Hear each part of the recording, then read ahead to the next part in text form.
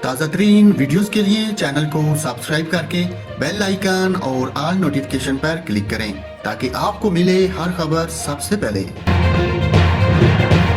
اور ناظرین، یہاں پر آپ کو افسوسناک خبر سے آگاہ کرتا ہوں۔ آزاد کشمیر کے ضلع بمبر میں درندہ سخت چاچا نے اپنی 6 ماہ کی بھتیجی کو ذبح کر دیا۔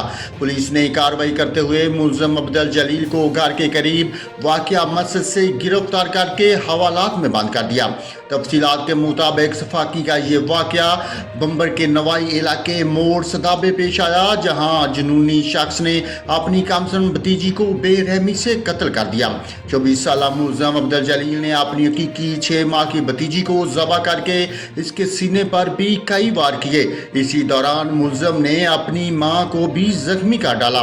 پولیس نے زخمی خاتون کو طبی امداد کے لیے DHQ ہسپتال بمبر منتقل کر دیا، جبکہ بچی کی لاش ضروری کارروائی کے بعد ورثاء کے حوالے کر دی گئی۔